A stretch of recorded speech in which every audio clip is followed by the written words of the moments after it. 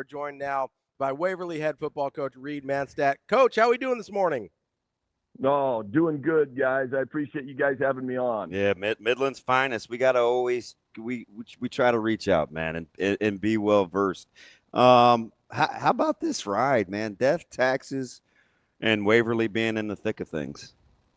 Yeah, well, you know what, man? I'm extremely blessed with. I got really good assistant coaches. We got great kids here. It's a football town. Families love football here. They pride it. Yeah. And then, we got a strength coach with Anthony Harms who always gets us right in the summers and throughout the school year. So a lot of good things. It isn't just by coincidence. Coach, you guys have been in some absolute incredible games. I mean, you start the season off with a couple of bangers at Bennington and Seward. Then you had another one last week at Norris with the walk-off. Like, you talk about the great coaches and the great kids. How does that kind of set a culture where you're able to go through these battles and come out on the other side on the right end of things? Well, I think the biggest thing that we talk about is just not beating ourselves and, control what we can control. And if we can play complementary football in all three phases of the game, it's good. You know what I mean? I know that's the recipe for anybody to be successful, but, it's something that we preach all the time. And, we talk a lot that if we just don't beat ourselves, we're a tough out. And, last week, unfortunately, if you look back all the way to the Bennington game to start the year, we played an extremely clean game, very little penalties, 0 turnovers, or I think we had 1 turnover, excuse me. But, I think we blocked the PAT, we blocked the field goal. So we played really good football in all three phases.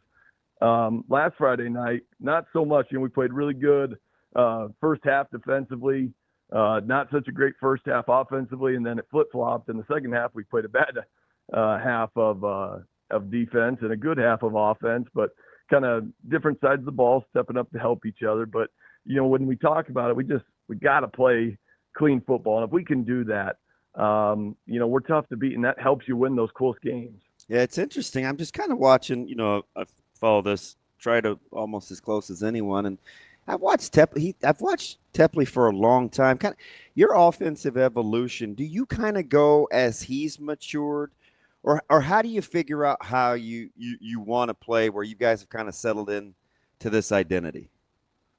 Well, when you got a kid like Broxton, it's hard to not be like, all right, let's go out there and start slinging it all around. Right. But, it is, man. It is. And I tell you what, he has been such an awesome addition to the team. I mean, he's smart.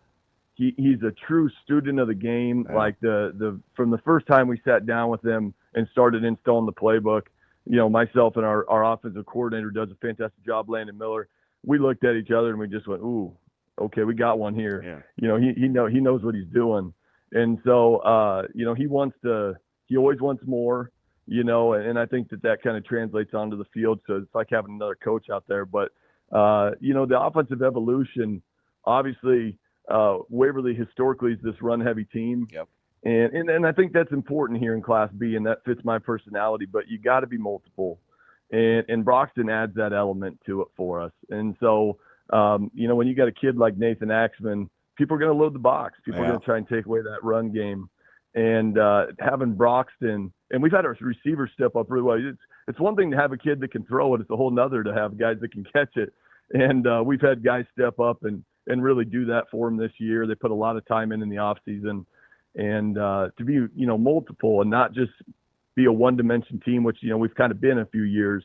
I think that's been the biggest difference this year. Yeah, I mean, it's hard just, you always try to want to get in the game outside of the stats. And you got to be a proud coach. It was one of the few distractions we had getting on the flight from Minnesota last week. I know I got a couple of the equipment guys, they're Norris guys, so we're all checking scores, and it was kind of the buzz and an otherwise down time. And I'm thinking to myself, I wasn't shocked at Axman's, he goes for 2 bills.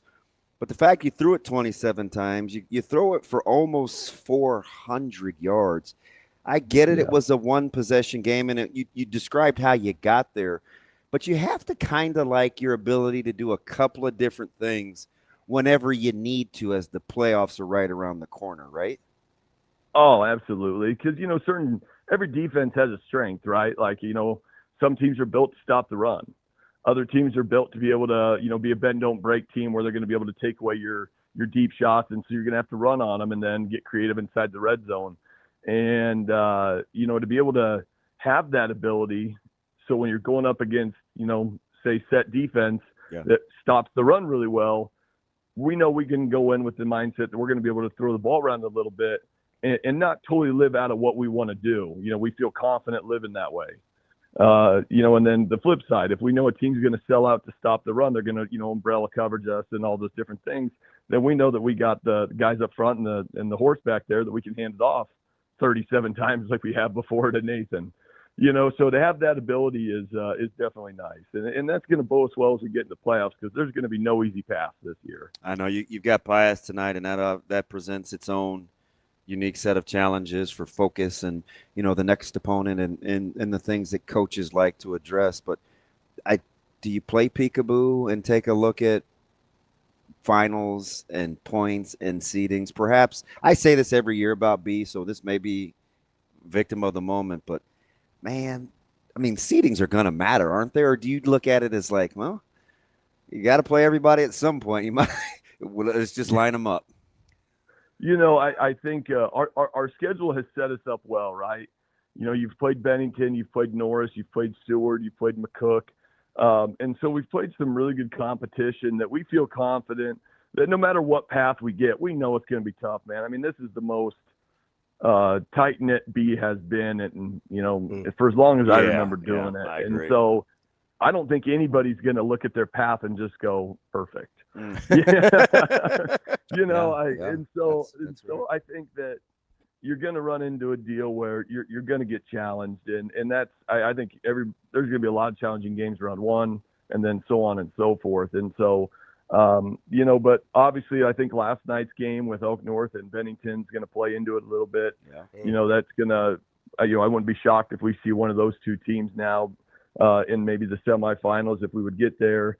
So just different things like that. We're probably going to end up playing somebody that we've already played before, or another really good team. But yeah, like you kind of said though, it's hard to to not want to take a peek, but at the same time you got Pius tonight, trying to finish out an undefeated regular season district championship on the line tonight. So just trying to keep the boys focused on the present season, and then we'll worry about our second season, which is the postseason, come tomorrow morning. Yeah, I'm sure you'll do a much better job than we did. We ran into a buzzsaw last night, and it almost caught up with us. So make sure you keep your guys dialed, because every head coach's worst nightmare, right, Coach? Oh man. So I do want to ask you, just because I watch you from afar all the time, and you got this kind of personality that people gravitate towards, and your alum loves you.